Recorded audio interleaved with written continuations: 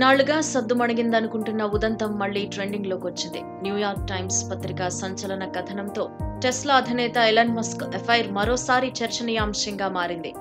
Google సహ వ్యవస్థాపకుడు Musk స్నేహితుడైన సెర్గీ బ్రిన్ భార్య నికోల్ షాన్హాతో ఆయనకు సంబంధం ఉందని కొంతకాలం క్రితం ఓ వార్త వైరల్ అయిన విషయం తెలిసిందే.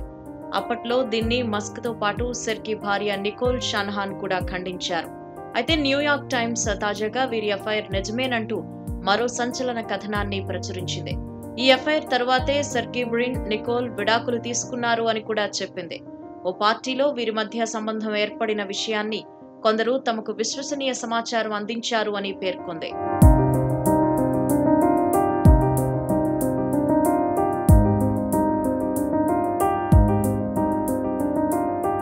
రెండు 2021లో న్యూయార్క్ లో నికోల్ ఓ బర్త్డే పార్టీని ఏర్పాటు చేశారు.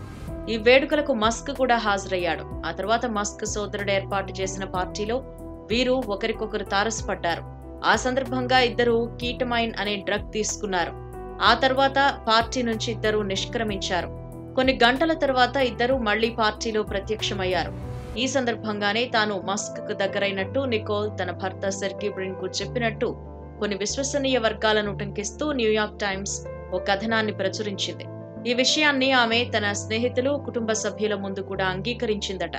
అయితే ఈ ఎఫ్ఐఆర్ ఆరోపణలు అవాస్తవమని గతేడాదే నికోల్ స్పష్టం చేసింది. తానప్పుడు మస్క్ తో కేవలం తన బిడ్డ చికిత్స గురించే మాట్లాడాను అని చెప్పుకొచ్చింది. ఇదిలా ఉంటే ఆ పార్టీ తర్వాత సెర్గీ, షాన్హాన్ ఇద్దరూ వేరుపడ్డారు. చివరకు 2022లో విడాకులకు దరఖాస్తు చేసుకున్నారు. ఆ తర్వాత 18 నెలలకు వీరికి విడాకులు మంజూరయ్యాయి.